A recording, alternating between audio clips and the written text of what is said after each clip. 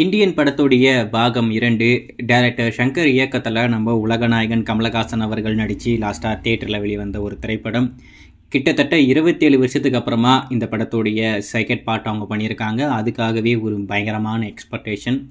அந்த எதிர்பார்ப்பை அந்த படம் பூர்த்தி பண்ணல அப்படின்றது ரசிகர்களுக்கு ஒரு மிகப்பெரிய ஏமாற்றமாக இருக்குது. என்ன இலவிடாது எதுக்கடா எடுத்தீங்க அப்படின்ற மாதிரி தான் தோணுது.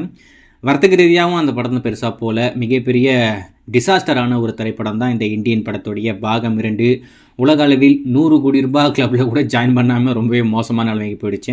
நம்ம உலகநாயகனுக்கு விக்ரம் 2க்கு அப்புறமா இந்த படம் தேவையில்லாதது தான் அப்படின்ற மாதிரி எனக்கு தோணுது. ஏன்னா விக்ரம் ஒரு மிகப்பெரிய வெற்றி, அதுக்கடுத்து வரக்கூடிய படம் இந்த அளவுக்கு மோசமாக போகும் அப்படின்னு சொல்லிட்டு அவரே நினச்சி பார்த்துருக்க மாட்டார். சரி, இந்த இந்தியன் 2 எந்த ஓடிடியில் எப்போ தான் வெளிவரும் அப்படின்னு சொல்லிட்டு எல்லாரும் வெறிகுண்டு காத்துக்கிட்டு இருப்பீங்கன்னு நினைக்கிறேன்.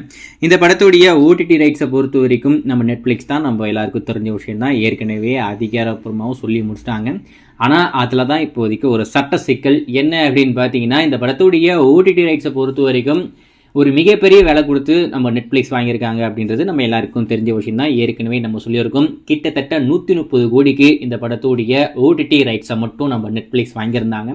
ஆனால் இப்போ அது எல்லாமே படம் ரிலீஸ்க்கு முன்னாடி. இப்போ ஆஃப்டர் ரிலீஸ் என்னாச்சு அப்படின்னு பார்த்தீங்கன்னா, மீண்டும் நம்ம நெட்ஃப்ளிக்ஸ் நெகோசியேஷன் பண்ண ஸ்டார்ட் பண்ணிட்டாங்களாமா. அதாவது நாங்கள் இந்த படம் வேறு மாதிரி இருக்கும் அப்படின்னு சொல்லிட்டு தான் இந்த அமௌண்ட் நாங்கள் ஃபிக்ஸ் பண்ணி ஓகே பண்ணியிருந்தோம். இப்போ எங்களால் இந்த அமௌண்ட் கொடுக்கவே முடியாது. இப்போ நாங்கள் இந்த விலையை இப்போ அவங்க குறைக்க போகிறாங்களாமா. இப்போ அவங்க கேட்குற விலைக்கு லைக்கா ஓகே சொன்னால் மட்டும்தான் இந்த படம் நெட்ஃப்ளிக்ஸில் வரும். ஒருவேளை இவங்க பெரிய வேலை தான் கேட்குறாங்க, நெட்ஃப்ளிக்ஸ் அந்த ரேட்டை கொடுக்க மறுக்கிறாங்க அப்படின்னு சொன்னால் நெட்ஃப்ளிக்ஸ்க்கும் நம்ம லைக்காவுக்கும் இடையில் இருக்கிற அந்த ஒப்பந்தம் ரத்து ஆகிறதுக்கு நிறையவே வாய்ப்பு இருக்குது. அதாவது இந்த இந்தியன் 2 படத்துடைய ஓடிடி ரைட்ஸுடைய அக்ரிமெண்ட் கேன்சல் ஆகிறதுக்கு நிறைய வாய்ப்பு இருக்கு. இந்த படம் என்ன பண்ணணுமோ அதை பண்ணிடுச்சு. அதாவது இந்த படத்துடைய ரிசல்ட்டுக்கு அப்புறமா ஓடிடி நிறுவனங்கள் எந்த படத்தையும் நம்ம வாங்கவே கூடாதுரா, படம் ரிலீஸ் ஆகட்டும் அதுக்கப்புறம் பார்த்துக்கலாம் அப்படின்னு சொல்லிட்டு எல்லா படத்தையுமே ஓரங்கட்டி விட்டுட்டாங்க.